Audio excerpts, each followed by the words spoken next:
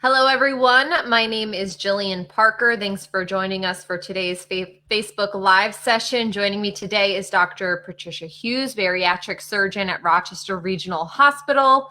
How are you today, Dr. Hughes? Thanks for taking the time to join us. Great, thanks. Glad to be here. I'm doing all right. Doing good. Now, we're going to talk today a lot about focusing on weight loss, healthy eating, the importance of keeping a routine. Those are going to be some of the topic points we're hitting today. And anyone who's tuning in, just know you can feel free to leave your comments or questions in the comment section below. We'll circle back around at the end of this to get to any of those questions. So let's hit the ground running. Dr. Hughes, tell me how your team has been adapting to the COVID-19 restrictions.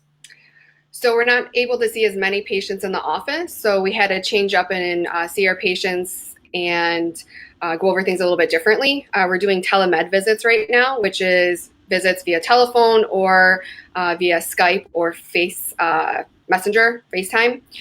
So we're able to still see our patients, talk with them, and this includes patients who have just started in the bariatric process and including patients who are post-surgery as well.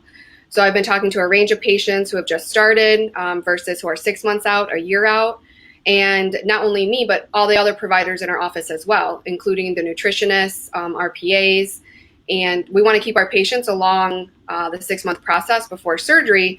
So other providers, such as the providers who you need to talk to for your psychological clearance, are also getting telemed visits going as well. So patients can still keep rolling right along in their bariatric process. One question I've been asking almost everyone I've interviewed is the importance of not postponing these appointments because of the influx of calls and appointments that might be coming in when normalcy returns. How important is it that people are keeping with their schedules? It's super important, especially for patients who are starting the process, because a lot of insurance companies require 6-month consecutive weight checks. So we've been trying to do those over the phone. We want to make sure our patients know that they're being really supported and know that we're here for them. And even though they may not see us, that we're still being able to talk to them over the phone, via Skype or whatever. And we still have everyone answering the phone. So give us a call and let us just know what you need. And is that how you're working with patients to help move them along on their weight loss journeys during this time of COVID-19? Yes, definitely. And as restrictions lessen a little bit, and the hospital will be able to see more patients in the office. We still are seeing emergent patients, like if you have horrible abdominal pain or you have an issue, we'll definitely come and you can come see us in the office, but trying to restrict so it's less people in the office right now, so we can do it via telemed conference, via the phone or video. Keeping a routine, that's something I've heard a lot of people touch on, the importance of keeping a routine, finding a way to incorporate exercise into a routine as well, because it is a little more challenging now. Certain classes and gyms that people are used to going to have stopped. So what can you say just about the importance of that and the best way people can integrate or to make sure that they are keeping that routine going and integrate exercise into it? So routine is key, especially right now when everything is kind of getting turned upside down. It's important to wake up every day, try to keep the same schedule that you would even if you're going to work outside the home. So wake up, get dressed, take a shower. It makes you feel better, makes you feel invigorated. And meal times are also really important. So don't keep food necessarily at your desk, but try to keep a meal plan, which is like 3 meals a day, 2 snacks. It's different for our post-bariatric patients, but we explain that to them. But keeping on a routine and holding yourself accountable for that, that's what we teach our patients, and making sure that you set goals, keeping productive. And that can be for everyone right now during the quarantine, just to have a system so you don't feel lost or kind of ambiguous about your day.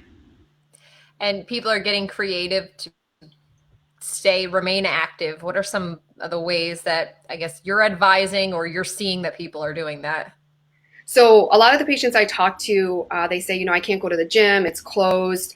But patients are finding other ways, and I think it's great. For example, if you belong to the YMCA or if you belong to Planet Fitness, obviously you can't go right now, but they're holding online classes, which is great.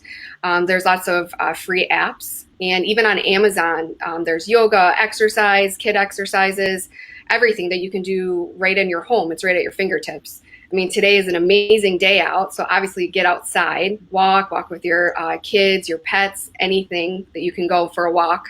And then if you want to increase your exercise even more, you can do weightlifting. And then if you don't have weights, just find something around your house, like books, water bottles, bench press your kid or something, anything that will help to keep you motivated and keep you exercising.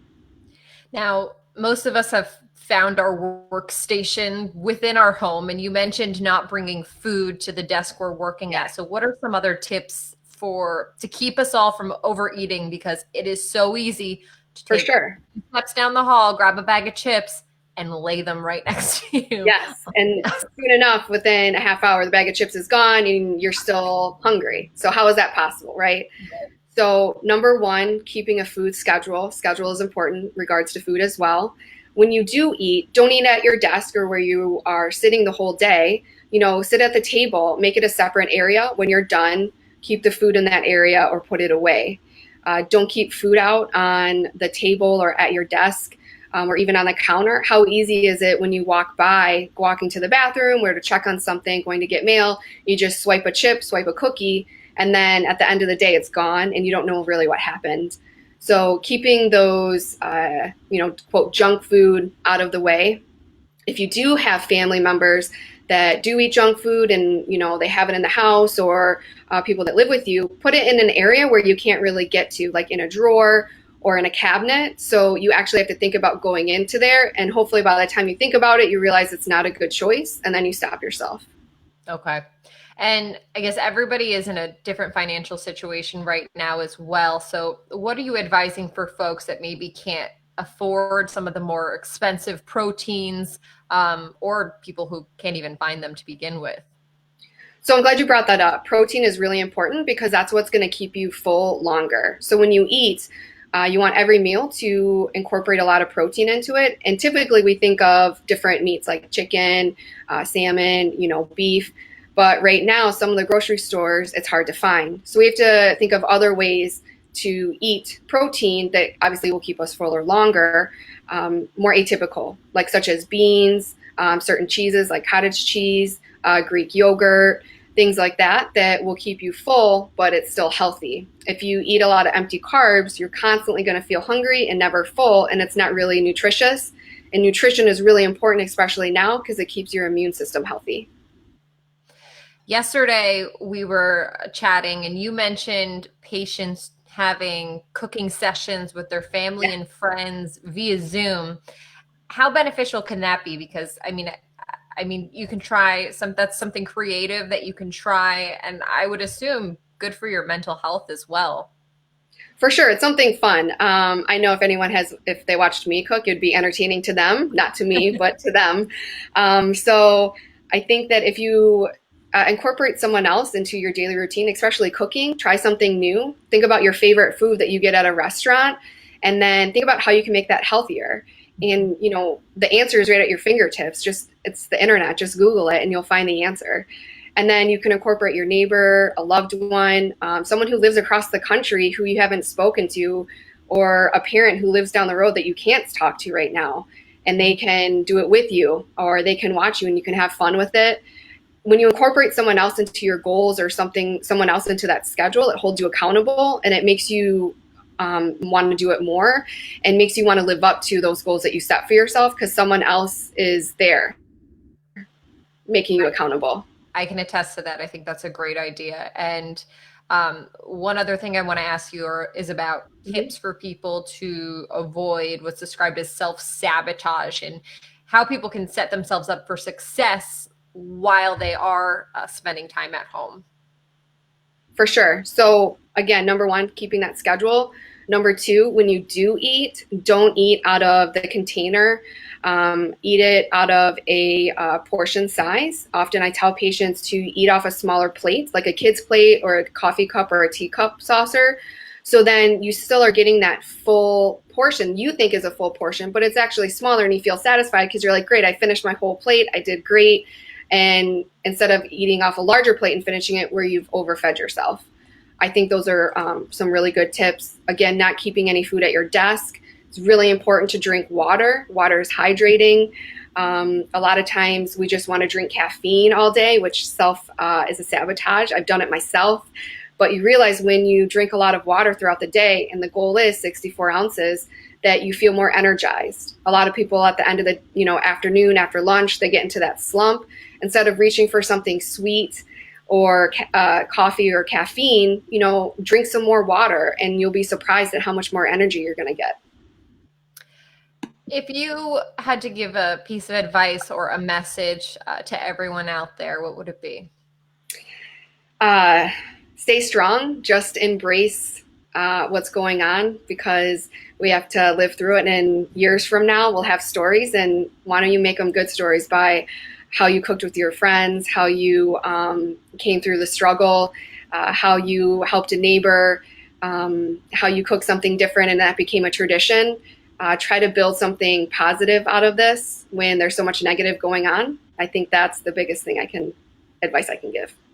And I know you mentioned earlier some of the outlets where people can view, whether it's workout classes and such. Are there any other apps or recommendations that I didn't touch on that you wanted to mention? Yeah, I pretty much learn about a new one every day, and there's so many. I don't pay for apps because there's so many free ones. Why not? So there's free ones would be Berrytastic. That's an awesome app that we recommend to our patients. It lets you track your water, your food intake, your exercise goals, and also helps you understand how much protein, carbs your meal is being made up of. There's also JetFit. That's another free app. 7-minute workout. That's 7 minutes. I mean, everyone has 7 minutes just to work out, right? Easy. And it helps you track your goals. One of the cool ones I recently found was, what was it? It's really funny. Oh, Plant Nanny. And you're like a plant. So the app helps you keep track of how much you're watering yourself, because you're like a plant and you need lots of water. So I think that's fun. And there's lots of ones, just like I said, on Amazon, MyFitnessPal, tracking your steps. And even if you can't go outside because it's cold, people have stairs, walk around, just make creative ways to be involved in your own health and being responsible for your own health as well. So many different options, as you mentioned. Yes. I mean, that can be done in whether you only have a few minutes, like you said, the 7-minute app, or whether you wanted to find something to work out for an hour. Yep. Is there anything else that you wanted to include that I have missed? I just want to give a shout out to all our patients and our future patients to stay strong. We're here for you. We'll get through this, and we'll see you all very soon. Is there, we were talking earlier about how you're talking to newer patients as well via telemedicine. If someone's new, wanting to have set up an initial consultation or something, is that something they can still be doing with you now via telemedicine? Oh, for sure.